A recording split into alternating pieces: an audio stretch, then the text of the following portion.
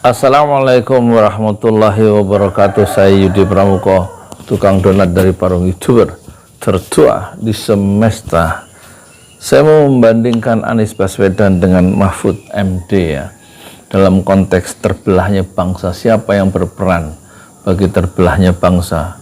Saya akan menyimpulkan Pak Mahfud MD itu salah satu tokoh yang punya peran bagi terbelahnya bangsa kita ya.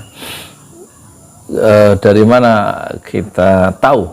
Kita coba rinci ya, perhatikan ucapan-ucapan saya, dan kalau memang tidak cocok boleh dibantah atau dikomentari di bawah video ini, dan jangan lupa di like, di subscribe, dan di share. Kita lihat sama-sama pendukungnya Jokowi. Anies itu dulu pernah Menteri Pendidikan Nasional atau Mendikbud di zaman Jokowi era pertama ya, di periode pertama maksud saya. Dan sementara Pak Mahfud itu betul-betul bagian dari skrup rezim yang dipimpin oleh Pak Jokowi sekarang. Jadi dua-duanya pernah merasakan masuk dalam kekuasaan. Sementara sekarang Pak Anies ya, kenapa kita hadapkan apple to apple antara Pak Anies dengan Mahfud? Sekarang Pak Anies adalah bagian dari pemerintahan. Dia sebagai gubernur DKI ya. Sementara Pak Mahfud itulah bagian dari pemerintahan juga, karena dia adalah Menko Polhukam. Perbedaannya, untuk mencapai posisi gubernur itu tidak mudah, perlu perjuangan ya yang dilakukan oleh Anies. Sementara untuk mencapai posisi Menko Polhukam itu sangat mudah, karena dia diangkat oleh presiden sebagai hak prerogatif dari presiden. Jadi ini menunjukkan akar dari keduanya berbeda. Anies Baswedan berakar pada rakyat karena dia punya legitimasi, karena dipilih oleh rakyat secara langsung sebelum dia menduduki posisi politik yang cukup kuat sebagai gubernur. Sementara Pak Mahfud itu berakar ke atas ya, dia berakar kepada surat keputusan yang dikeluarkan oleh presiden yang mengangkatnya.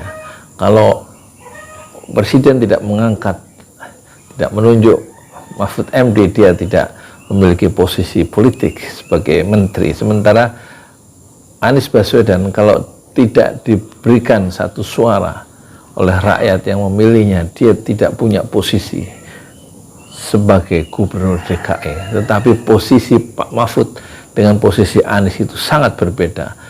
Anies memiliki posisi yang kuat karena didukung oleh jutaan pemilihnya di Jakarta. Sementara Mahfud MD memiliki posisi hanya satu, yaitu dipilih atau ditunjuk oleh seorang yang bernama Presiden Jokowi. Dua-duanya mengalami proses-proses intelektualisasi atau intelektualisme di Jogja, dan mereka dibesarkan dalam rahim intelektualisme Islam yang sama, tetapi keduanya memiliki satu muara yang nanti kita lihat berbeda. Anies Baswedan itu menyatukan masyarakat Jakarta setidak-tidaknya begitu, sementara Mahfud membelah bangsa Indonesia dengan ucapan-ucapannya. Kita lihat posisi keduanya ketika menghadapi isu yang sama, datangnya Habib Rizik Syihab 10 November 2020. Kita lihat Pak Mahfud sebelum datangnya Habib Rizik memiliki perspektif yang negatif, memiliki respon yang negatif terhadap Habib Rizik. Dia mengatakan, siapa Habib Rizik itu? Dia kan bukan orang suci seperti Ayatullah Khamenei, pemimpin Iran yang dulu datang dari Paris, kemudian betul-betul dielu-elukan kedatangannya di Indonesia sebagai seorang pahlawan negerinya untuk menggulingkan rezim Syah Iran dengan safak yang terkenal bengis itu. Kedatangan Imam Khomeini itu betul-betul mengharu biru dalam sejarah politik modern kita di abad 20. Dan Pak Mahfud kemudian mencoba ya membandingkan Habib Rizik bukanlah seperti Imam Khomeini. Siapa sih Imam Habib Rizik Syihab itu? Paling pengikutnya sedikit. Kalau datang saja, nggak ada yang menghalangi, kata Pak Mahfud. Fakta menunjukkan dia dihalangi pulang, Habib Rizik Syihab itu, oleh kekuatan rezim yang di dalam rezim itu, yang semuanya sekarang tidak pernah mengaku, dan mereka orang-orang yang katanya tidak pernah mencekal, tetapi faktanya 3 tahun 7 bulan itu Habib Rizik dicekal, diisolasi secara politik, tidak bisa pulang ke Indonesia. Dan dia pulang, kata Habib Rizik, atas usahanya sendiri, karena memang pemerintah menghalangi. Jadi orang-orang pemerintah, termasuk Mahfud MD, itu orang-orang yang pengecut ya, tidak mau mengakui perbuatannya dengan mencekal warganya sendiri di Arab Saudi. Iya, saya mengatakan mereka orang-orang pengecut, tidak ada yang berani satupun yang mengakui. Yang mereka ungkapkan, baik Muldoko dan yang lain, kalau mau pulang saja, pemerintah nggak menghalangi, pergi sendiri, pulang sendiri, kata Muldoko, bagian dari rezim itu. Jadi memang terkenal ya, rezim ini penuh dengan narasi-narasi yang tidak bisa dipercaya. Jadi reaksi negatif ketika Habib Rizik pulang itu membuat orang itu geram, pengikut-pengikut Habib Rizik itu kemudian justru berjuta-juta, berbondong-bondong dari berbagai daerah ya, menyambut kedatangan Habib Rizik di Bandara Soekarno-Hatta, sehingga berapa kilometer jalan tol menuju bandara itu padat dan tidak bergerak karena antusiasme, semangat yang meluap-luap untuk menyambut satu tokoh yang diisolasi secara tidak fair ya. Sementara posisi intelektual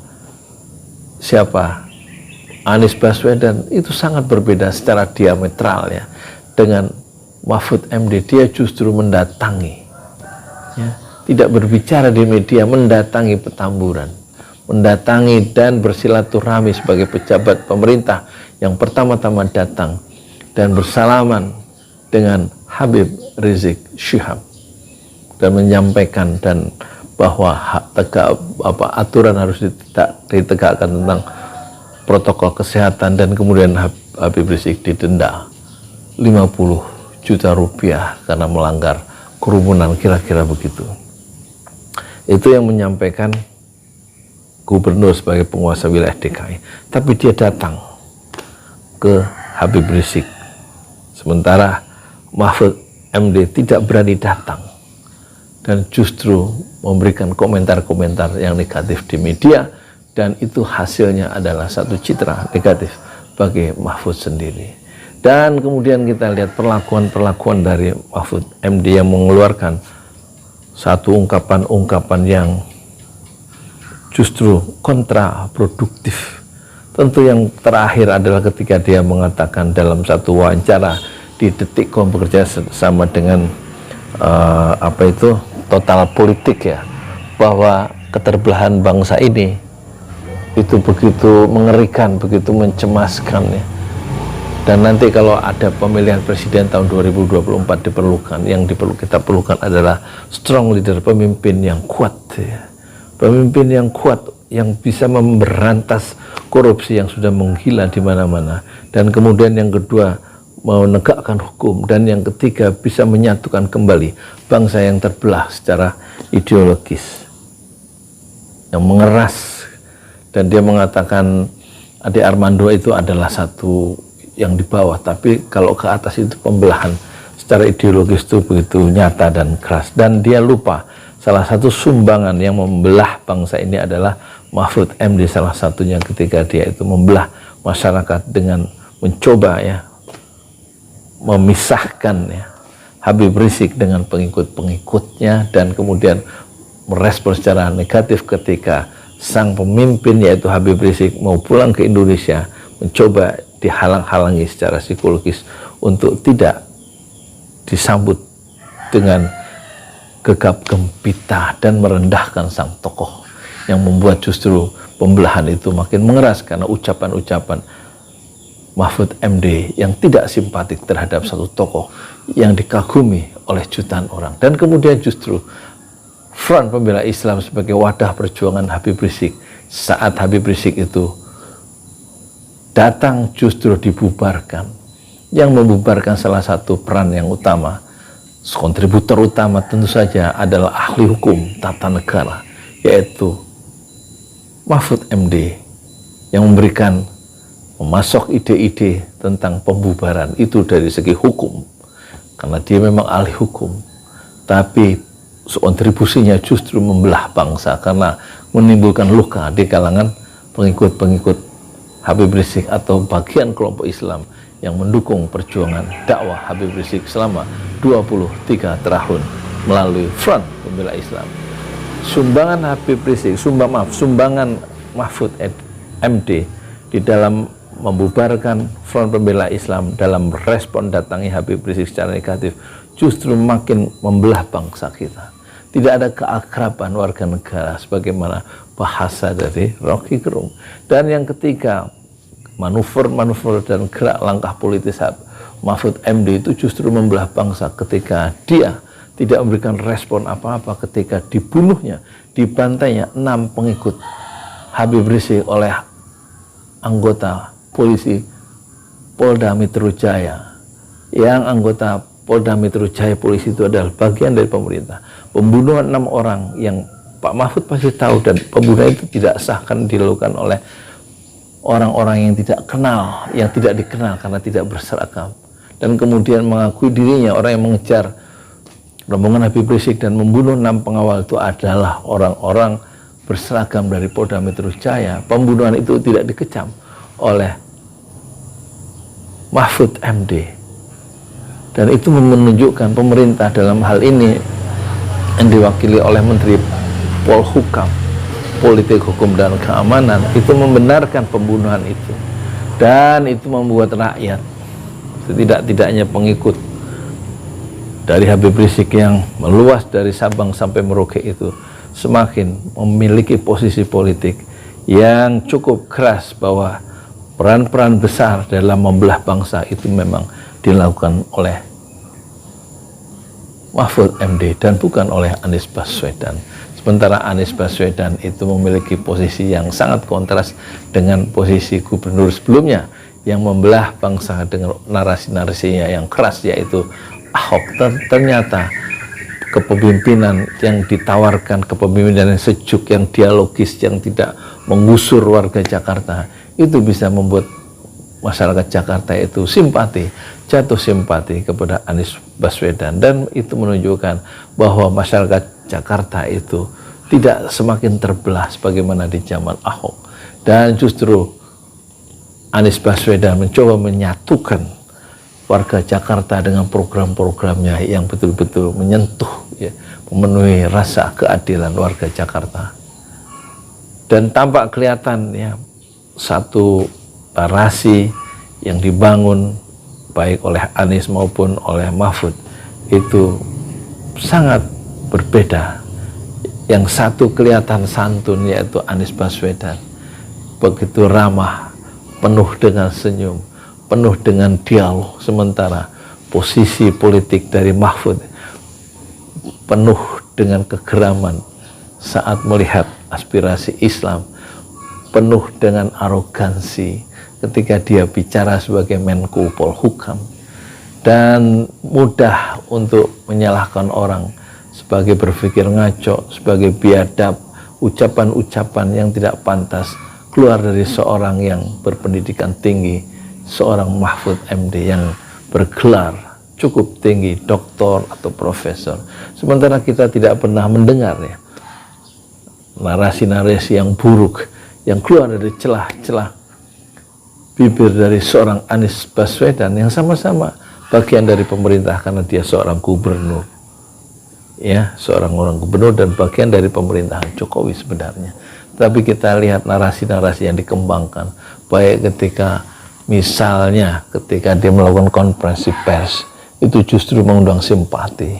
Saat pembantaian umat Islam di Selandia Baru di 2 Masjid An-Nur dan lainnya itu, yang wafat syahid 51 orang, justru Gubernur DKI yang lebih dulu memberikan satu kiriman pesan simpati dan empati terhadap umat Islam di Selandia Baru dari gedung Balai Kota.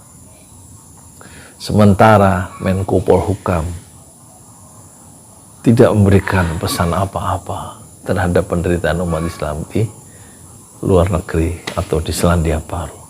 Jadi rasa empati, rasa simpati terhadap penderitaan orang, terhadap penderitaan Habib Rizik yang 3 tahun 7 bulan itu diisolasi, itu tidak tampak ya dari gestur, dari ucapan, dari narasi-narasi yang dikembangkan oleh Mahfud MD. Justru sebaliknya, sikap yang menistakan, yang merendahkan, yang menganggap remeh seorang tokoh yang dicintai oleh jutaan umat Islam, itu justru tampak begitu nyata keluar ya dari wajah Mahfud MD yang penuh dengan aroma kesombongan sebagai seorang penguasa. Sementara justru Anies, dia justru mendatangi orang yang sudah 3 tahun 7 bulan itu ke rumah pribadinya di Petamburan, Tanah Abang. Jadi kalau misalnya kita tes sekarang, jika Anies Baswedan wafat sekarang dan jika Mahfud MD wafat sekarang, bagaimana reaksi Anda jika kedua-duanya wafat? Kita lihat jawaban dari penonton merespon jika Anies wafat dan jika Mahfud wafat. Itu tampak untuk mengukur seberapa besar kecintaan penonton channel Pesantren Ojo Lali di dalam melihat Mahfud dan melihat Anies sebagai dua-duanya sebagai pejabat politik yang dua-duanya ada di dalam pemerintahan Presiden Jokowi. Tingkat kecintaan itu akan tampak dan tingkat kebencian itu akan tampak pada respon penonton Pesantren Ojo Lali jika kita andaikan keduanya wafat bersamaan pada saat sekarang. Bagaimana respon Anda? Bagaimana tanggapan Anda terhadap tokoh besar yang bernama Mahfud MD dan tokoh besar yang bernama Anies Baswedan? Selamat merespon dan selamat memberikan komentar. Saya Yudi Pramuko, tukang donat dari para YouTuber, tertuah di semesta Fasbir Sabran Jamila. Bersabarlah dengan kesabaran yang indah. Assalamualaikum warahmatullahi wabarakatuh. Assalamualaikum warahmatullahi wabarakatuh. Saya Yudi Pramuko, berada di Tanah Wakaf Haji Prama Arta dari Bogor untuk dibangun Masjid Nafsu Hadap Pesantren Tahfiz Al-Quran Ojo Lali seluas 120 meter dan alhamdulillah dimulai pada tanggal 2 Agustus 2021, berhenti pada hari ke-118. Pertama sudah ada 12 tiang ditanam setinggi 4 meter dan cakar ayam itu setinggi dalam 4 meter 1 meter ya. Itu yang pertama ya. Yang pertama. Tiang yang kedua setinggi 4 meter untuk masjid 2 lantai. Kemudian ini ketiga dan ini keempat.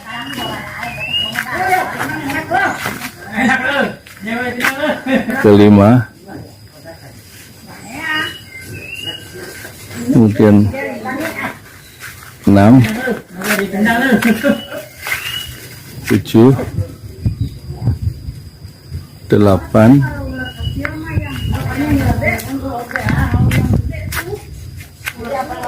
kemudian 9, 9, 10, 11, 12, 4 yang lagi yang belum dicor, terhenti sebelum puasa. Rasulullah bersabda, man bana masjidan lillah banallahu lahu fil jannah mislah. Siapa yang membangun masjid karena Allah, maka Allah akan membangunkan sebuah istana atau sebuah rumah di surga. Silahkan jika ingin membantu pembangunan Masjid 6 Syuhada Pesantren Tahfiz Al-Quran Jorali senilai 1 miliar untuk 2 lantai, sekaligus pembebasan tanah di sebelahnya 300 meter. Mana, Mak? Pinjam duit apa, Dek? Pinjam duit Pak Narto. 10.000. Kagak bawa duit saya. Kalau enggak punya beras. Pinjam hari 10.000, Wek. Kagak bawa duit. Nggak bawa duit. Bohong baik. Ini bawa ginian nih, bawa gambar.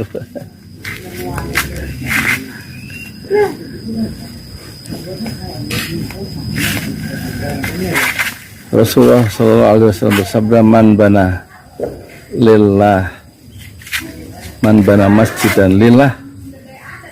Saya ulangi, Rasulullah SAW bersabda, man bana masjidan lillah banallahu lahu fil jannah mithlah. Siapa yang membangun masjid karena Allah, maka Allah pasti membangunkan sebuah istana atau sebuah rumah di surga. Hadis riwayat Muslim.